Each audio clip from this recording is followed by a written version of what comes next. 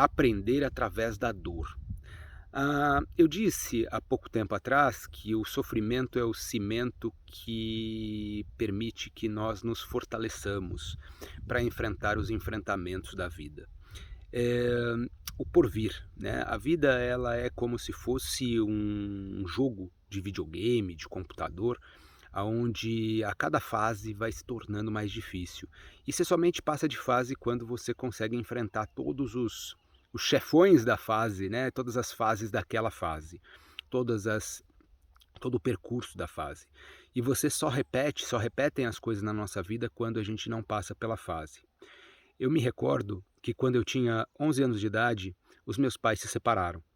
E meus pais se separaram porque o meu pai era uma pessoa dependente química, agressivo, extremamente agressivo, violento verbalmente, fisicamente, e uma pessoa totalmente desequilibrada, descontrolada emocionalmente. E minha mãe, por esse e outros motivos, ela acabou optando por se separar. Eu morei com ela há pouco tempo, eu tinha um irmão, né, tenho ainda, está vivo, e era menor do que eu, e eu fiquei com ela há pouco tempo, mas em função de alguns comportamentos ela acabou me levando para morar com meu pai, me deixou.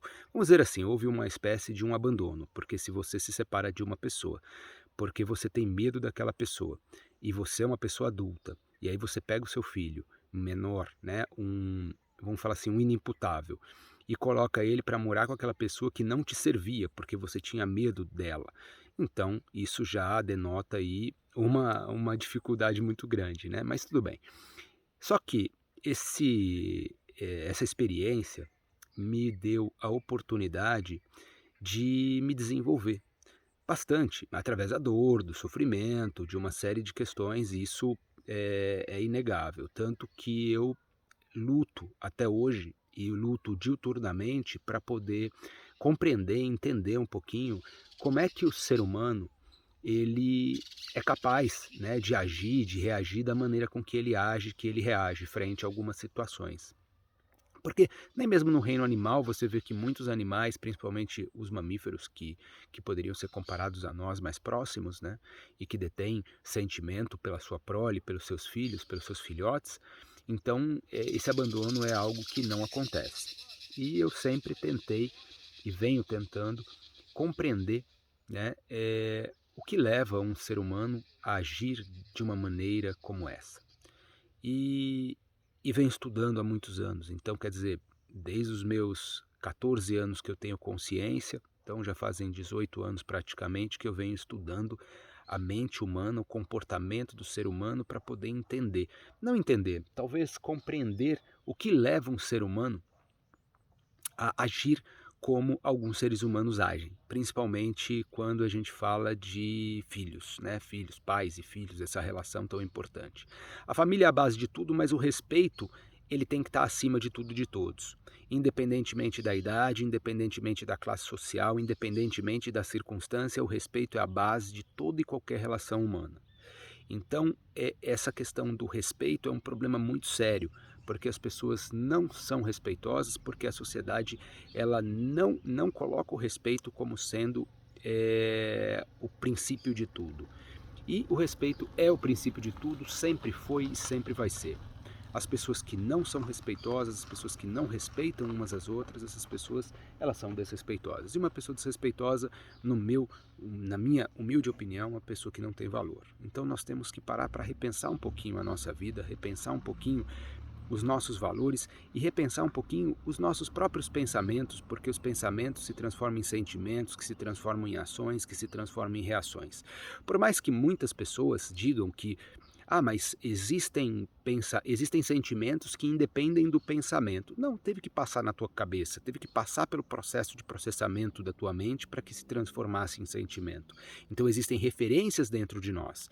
E aí tem os aspectos relacionados às cognições, etc. Tem uma série de fatores, eu não vou entrar aqui no mérito desses processos. Mas o que eu queria dizer para você, que independentemente da tua circunstância, independentemente da tua situação atual, tudo pode mudar quando você está disposto a ressignificar as coisas. Ao invés de você reclamar, ao invés de você se revoltar, ao invés de você querer culpar o outro, ao invés de você querer terceirizar as responsabilidades, mas você entender que as pessoas são, porque são como são, e ponto final. Muitas vezes a gente nem sabe por que que as pessoas agem de uma maneira conosco. A gente não entende muitas vezes o comportamento das pessoas, e a gente não está aqui para entender, a gente está aqui para aceitar.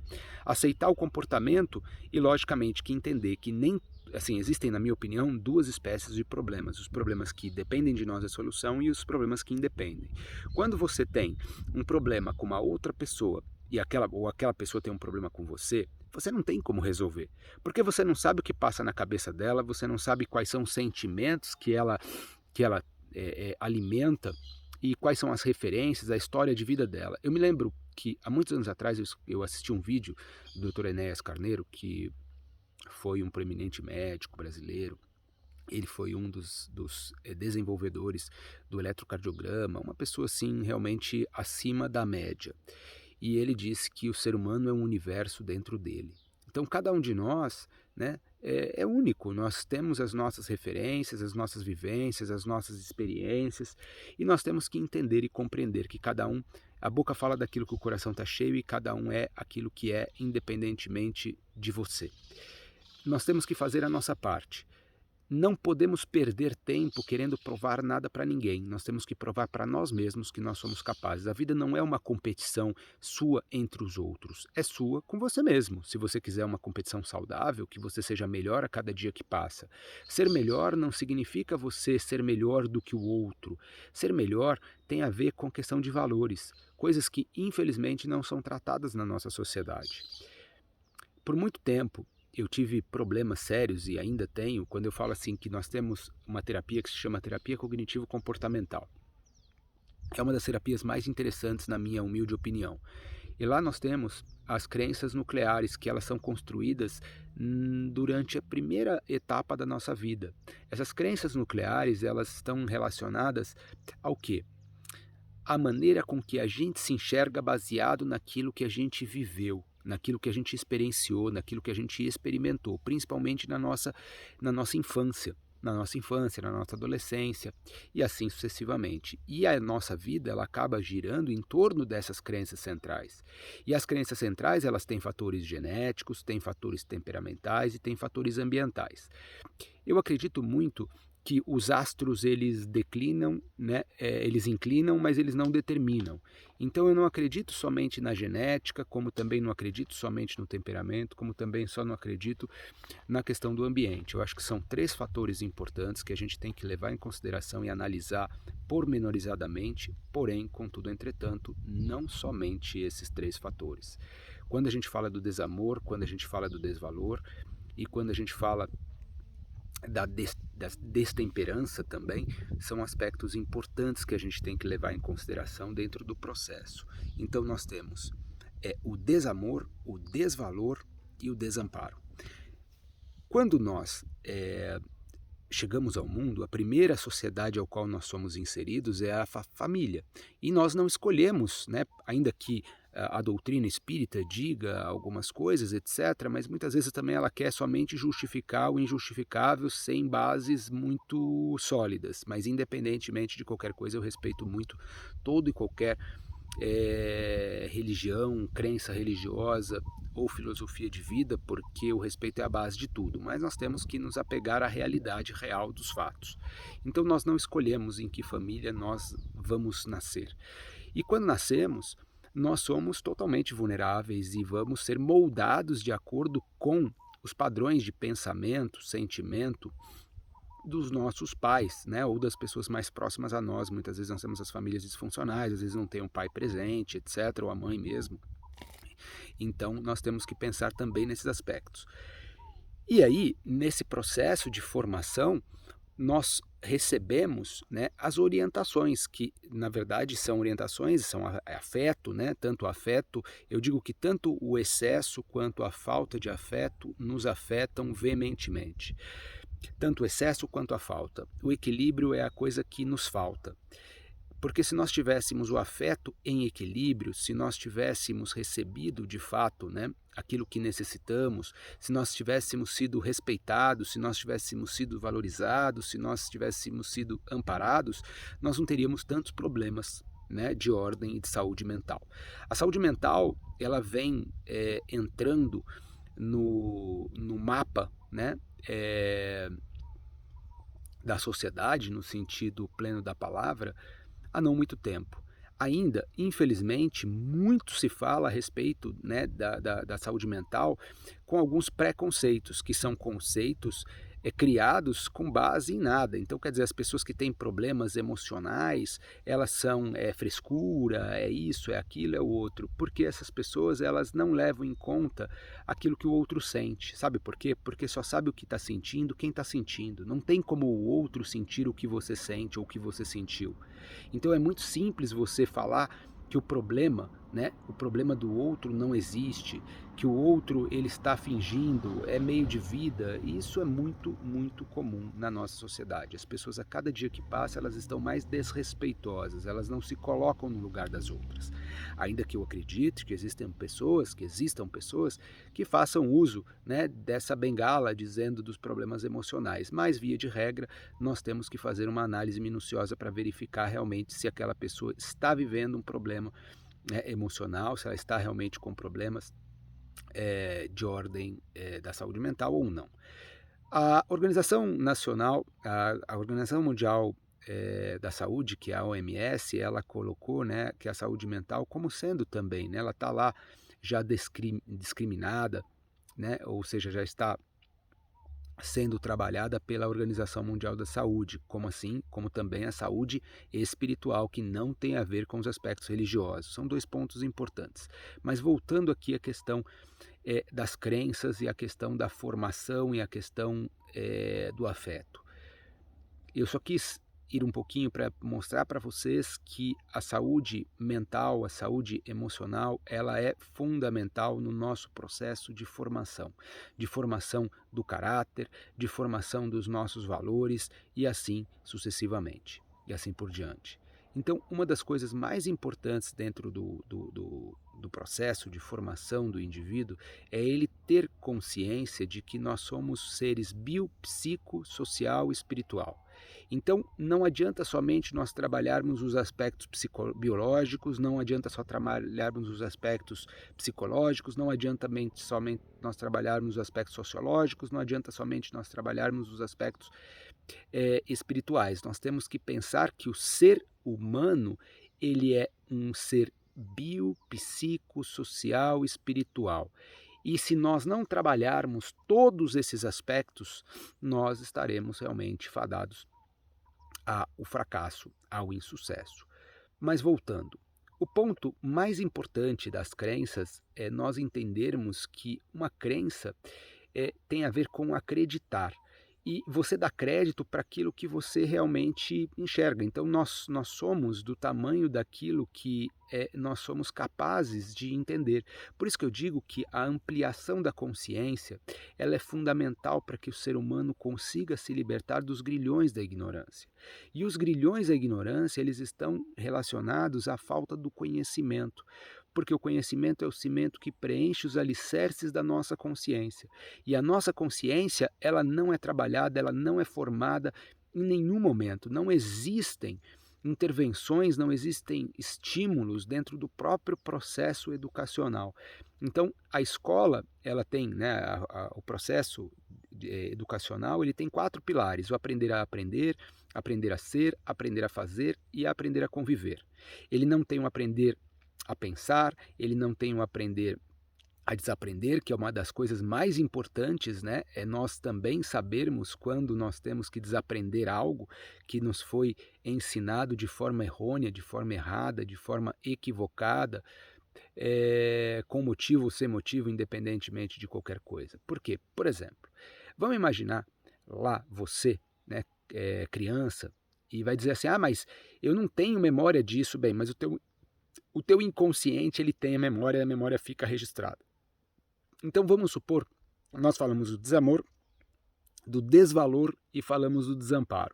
Então vamos imaginar o seguinte, que você foi uma pessoa que durante o teu processo lá de infância, na sua infância, o seu pai, a sua mãe, uma pessoa mais próxima de você, dizia para você que você não era amada, que você não era amável, que você não era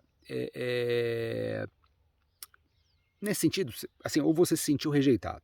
Se você se sentiu rejeitado, e entenda que o nosso processo, ele começa antes do nosso nascimento. O nosso processo começa, tem uma pseudociência, porque no Brasil, infelizmente, a ciência ela não é levada a sério, assim como a educação. Mas existe uma ciência que se chama psicoembriologia. Ela foi fundada, criada por um brasileiro, o Wilson Ribeiro, Dr. Wilson Ribeiro. Foi meu professor, e essa ciência ela trata a respeito, né, da vida antes do nascimento, da nossa ligação com a nossa mãe, e não só com a mãe também, com o externo também, mas mais com a mãe, porque nós estamos conectados diretamente, né, com a nossa mãe, com a corrente sanguínea. Então todas as emoções que ela sente, a criança também sente, tudo aquilo que ela pensa se transforma em sentimento, e ela vai sentir, não que ela esteja pensando como a mãe pensa, mas são vários os processos que existem aí nesse sentido. E um dos pontos importantes é que, se essa criança lá atrás ela sentiu que ela foi rejeitada, que ela não foi amada, ou sentiu ou ouviu isso, porque muitas vezes naquele calor do momento os pais ou responsáveis, eles responsáveis, não muito responsáveis, eles fazem uso de palavras, né? Muitas vezes para punir a criança que fez alguma coisa errada. Ah, ninguém vai te amar, ninguém te quer, eu não te quero, você não é amado, você nunca vai ser amado por ninguém, você não merece ser amado. E essas palavras, elas vão ficar, elas são sementes, né? As palavras são sementes, e elas vão ficar lá, vão ser plantadas lá no inconsciente do indivíduo, e isso vai causar problema lá na frente. Isso se torna numa crença central ou numa crença nuclear.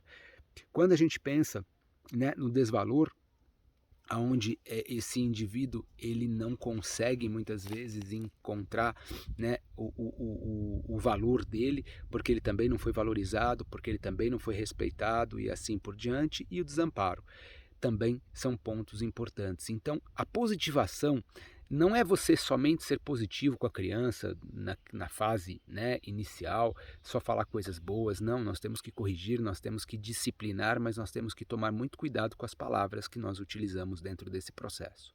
E não existe um manual de instruções, não existe nada disso. Sem contar que muitas vezes os pais ou responsáveis, não tão responsáveis assim, eles utilizam essas palavras que eu acabei de falar aqui, negativas, nos momentos de destemperança, quando eles estão abalados emocionalmente, quando a criança fez alguma coisa errada, quando a criança não está parando de fazer algo, ou não quer ficar quieta, etc. Então a gente utiliza essas palavras de forma desmedida. E a palavra, né, dizem que a língua ela é perigosíssima, né? A palavra tem poder. E a palavra tem poder, e o poder das palavras positivas é extremamente positivo, mas tem que tomar cuidado também com o excesso de positividade, porque isso também, os extremos são ruins, e o excesso de negatividade, que são as palavras negativas que são utilizadas. Então nós temos que tomar muito cuidado, muito cuidado. A responsabilidade emocional das pessoas é muito baixa. Não se desenvolvem pessoas humanas. Então nós teríamos que repensar o processo de humanização do ser humano dentro do próprio processo educacional, para que hoje nós pudéssemos educar melhor essas nossas crianças, esses nossos jovens, esses nossos adolescentes e até mesmo os adultos, para que amanhã, quando eles tiverem os seus filhos, eles consigam transferir para eles não dores, mas transferir coisas positivas, porque a cada dia que passa a sociedade está se tornando mais desumana, mais desalmada, em função da própria falta de responsabilidade e comprometimento do ser humano para com ele mesmo. Porque o nosso distanciamento da realidade, da verdade, da nossa verdadeira essência, ele aumenta cada dia mais. As pessoas não têm responsabilidade sentimental. As pessoas não têm responsabilidade sentimental, e esse ponto sentimental, e não só sentimental, em todos os aspectos, em todos os sentidos. E a cada dia que passa, o ser humano ele está mais distante da sua verdadeira essência. Então, a indecência, a decadência humana, ela tem muito a ver com essa falta total de conexão do indivíduo com ele mesmo, com a sua verdadeira essência. E isso acontece em função do quê?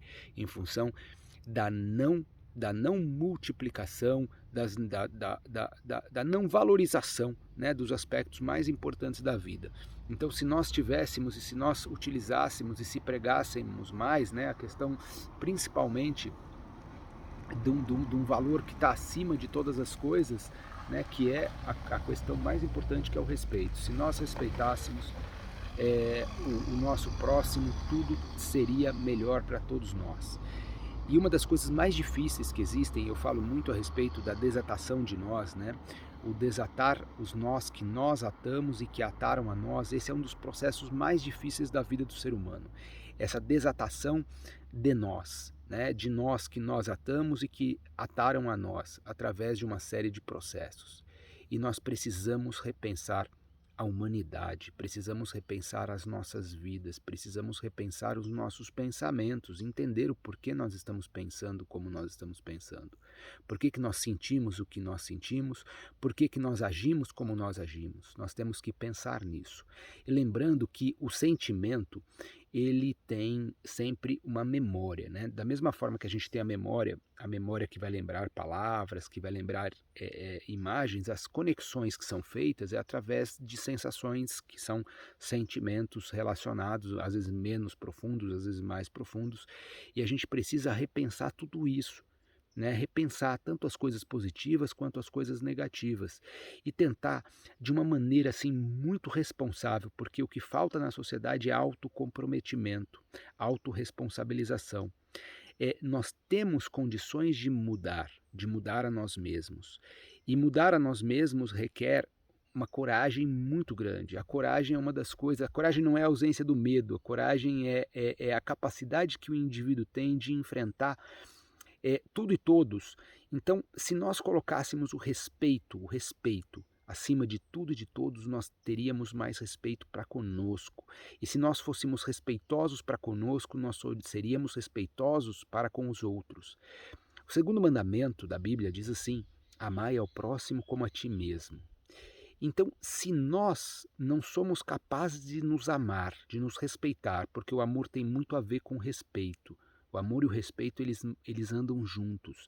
Se não há respeito, não há amor. E se não há amor, não há respeito. E a sociedade que nós vivemos não há nem amor e nem respeito. É uma sociedade desafetada. É uma sociedade onde o desamor, onde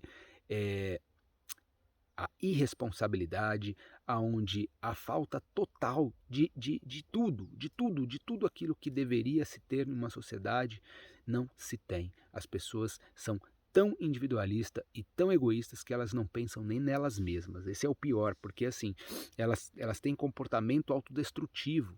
E se elas estivessem pensando nelas mesmas, elas não estariam se autodestruindo. Então chegamos ao cúmulo do absurdo onde as pessoas, elas dizem, né, diz a sociedade que é o egocentrismo, essa individualização, né, o indivíduo, ele por ele mesmo, etc.